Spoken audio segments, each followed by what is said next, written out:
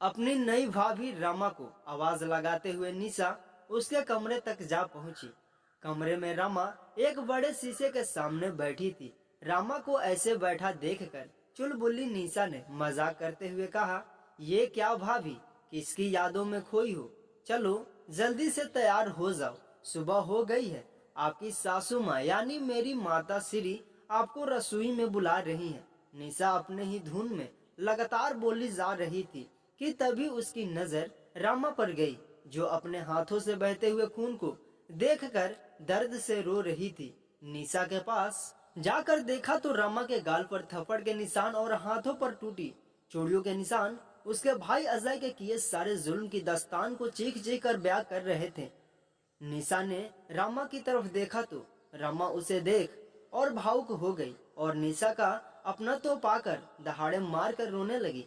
रामा और अजय की शादी हुए अभी महीना भर ही हुआ था। एक तरफ रामा जहां शांत स्वभाव की बिना माता पिता की पली बड़ी संस्कारी लड़की थी, तो दूसरी तरफ अजय निहायत की शकी और औरतों को पैर पैर की जूती समझने वाला अहंकारी पुरुष था। अजय में अपने पिता के संस्कार छाप स्वरूप आ गए थे। रामा को ऐसी हालत में देखकर निशा को अपने माँ पर हुए सारे जुल्म याद आ गए कि कैसे उसकी माँ को उसके पिताजी मारते और अपमानित करते थे, लेकिन हर बार माँ चुपचाप सब कुछ सहती रहती, जिससे उसे पिताजी का मनोबल मजबूत होता गया। और निशा की माँ पर उनके जुल्म का सिलसिला उनकी मृत्यु के बाद ही समाप्त हुआ। निशा ने कहा, भाभी सच सच बताइए, क्या हुआ? क्या जो मैं सोच रही हूँ वो सही है? रामा ने मन में गुस्से को दबाते हुए हाँ में सिर हिलाया और बताया कि रात में उसको उसकी मौसी के बेटे का फोन आया था, ये बताने के लिए कि मौसा जी का एक्सीडेंट हो गया है। इस बात पर ही अजय को गुस्सा आ गया कि उसने तुम्हें इतनी रात को क्यों फोन किया।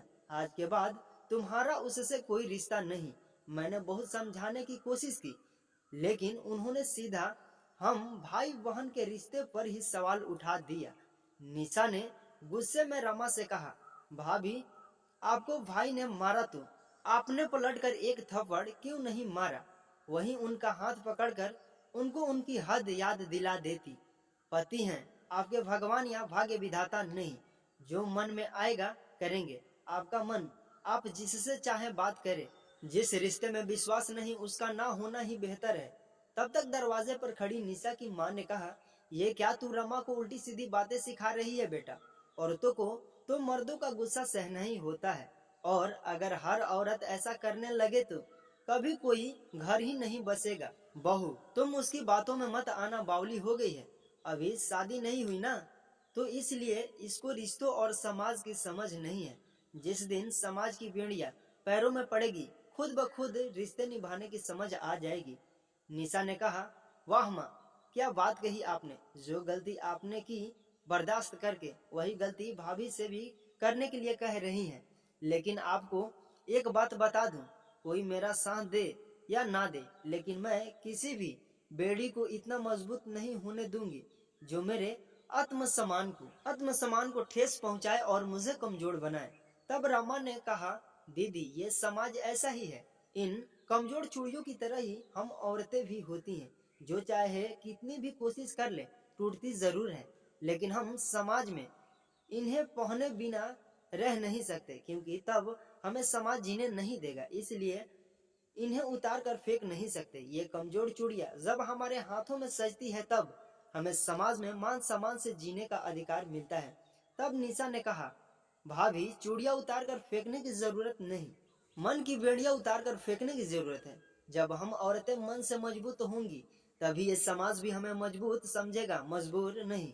अगर आज हम तीनों अगर भाई के विरुद्ध कर बैठे तो भाई को सुधरना ही होगा। लेकिन अफसोस हम औरतें एक दूसरे को सहने का पाठ पढ़ाते हैं और मर्दों को वो ऐसे ही होते हैं कहकर गलत करने का अधिकार दे देते हैं। जब हम औरतें घर में ही एक दूसरे के समान और अधिकार के लिए नहीं बोल सकते तो समाज के लोग खाक बोलेंगे। लेकिन इन सब के ऊपर अपने साथ होते गलत व्यवहार और हिंसा का विरोध हम औरतों को खुद ही शुरू करना होगा। चलती हूँ। उसके बाद रम्मा की सास ने कहा, बहू हम कल ही तुम्हारे मौसा जी को देखने चलेंगे। मैं खुद तुम्हें उनसे मिलाने ले चलूंगी। अगले दिन रमा तैयार हो गई थी कि तभी अजय की नजर रमा पर पड़ी, जिसे देखकर फिर उसे गुस्सा आने लगा। उसने गुस्से में गरजते हुए रमा से कहा, इतनी सुबह सुबह हीरोइन बनकर कहाँ जा रही है? इतना बन ठन कर रहने की कोई जरूरत नहीं। तुम्हारी शादी हो गई है और मुझे औरतों का इतना सजना संवरना नहीं पसंद। जाओ जाकर रसोई में काम करो। जैसे वो उसे सुन ही नहीं रही हो। गुस्से में तमतमाते हुए अजय ने रमा का हाथ खींचकर उसे उठाते हुए कहा, सुनाई दे रहा है कि मैं क्या कह रहा हूँ? सुबह सुबह अपने किस यार से मिलने जाना है जो तैयार हो रही हो? रमा ने तेज आवाज में कहा, अजय पहले मेरा हाथ छोड़ो। मुझे सब सुनाई दे रहा है, लेकिन मैं तुम जैसे गिरे हुए इंसान की सोच का जवाब नहीं देना चाहती। वैसे तुम इतना जोर लगा रहे हो तो मैं बता ही देती हूँ, मैं अपने मौसा जी से मिलने जा रही हूँ। मौसा जी का नाम सुनते अजय और गुस्से में भड़क कर बोला, जब मैंने कल माना किया तो तुम वहाँ किसकी इजाजत से जा रही हो?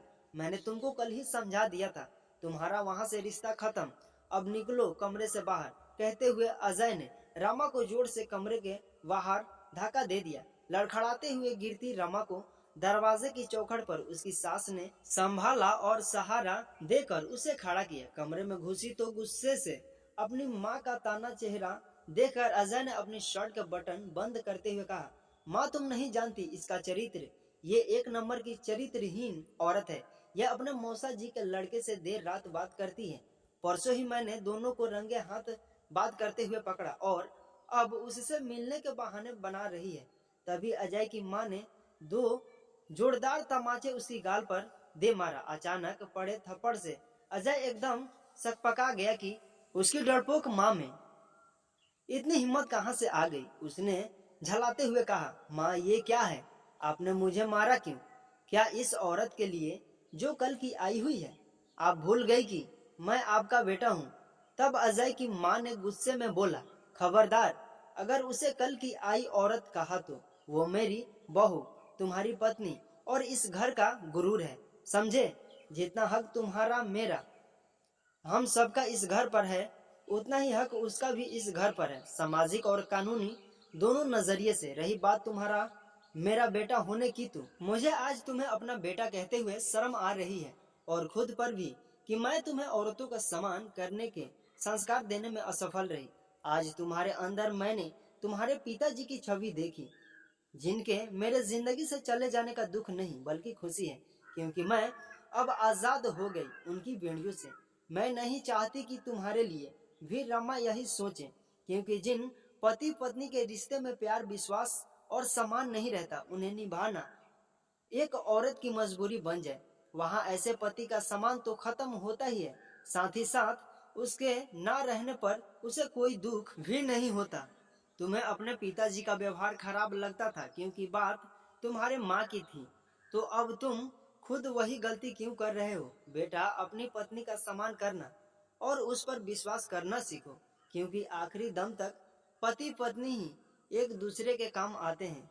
ये मेरी आखिरी चुनौती है तुम्हें। अगर तुमने आगे से रमा के साथ कोई अपमानजनक व्यवहार किया तो मैं भूल जाऊंगी कि मेरा कोई बेटा भी था और इस घर के दरवाजे तुम्हारे लिए हमेशा के लिए बंद हो जाएंगे। रमा को मैंने इजाजत दी उसके मौसा जी से मिलने की, जिन लोगों ने उसे उसके माता पिता के जाने के बाद सहारा दिया, पढ़ाया लिखाया, शादी की, उनसे वो एक पल में सारे रिश्ते खत्म कर ले। क्यों? क्योंकि उसके सकी पति को उस पर भरोसा नहीं। अगर यही व्यवहार पत्नी भी पतियों के साथ करने लगे तो धरती से सारे रिश्ते नाते ही खत्म हो जाएंगे। हर रिश्ते की नींव सिर्फ और सिर्फ विश्वास पर टिकी होती है। जहाँ विश्वास खत्म, वहाँ रिश्ता भी खत्म हो जाता है। तभी निशा ने पीछे से कहा, भैया, अगर कल को शादी के बाद मेरे पति ने भी ऐसा कहा तो आपको कैसा लगेगा? आपको शायद याद नहीं, आप भूल गए, लेकिन मुझे आज भी याद है। बचपन में जब पिताजी माँ को मारते थे तो आप कहते थे कि मैं पिताजी जैसा कभी नहीं बनूंगा, मैं अपनी पत्नी, माँ, बहन सबको प्यार करूंगा। अजय नजरें झुकाए अपने किए पर शर्मिंदा चुपचाप खड़ा था। तभी अजय की माँ उसके सिर पर हाथ रखा तो वो फुट फुट कर रोने लगा। उसने कहा, माँ मुझे माफ कर दो, ना जाने कैसे मैं अपना बीता हुआ कल भूल गया। मैं अब ऐसी गलती कभी नहीं करूंगा। मैं नहीं चाहता कि मेरे बच्चे भी मुझसे नफरत करें। तब अजय की माँ ने कहा, माफी मुझसे नहीं, रामा से मांग, जिसको तूने दर्द दिया और अपमान किया है। तब अजय ने कहा, रामा हो सके तो मुझे माफ कर दो।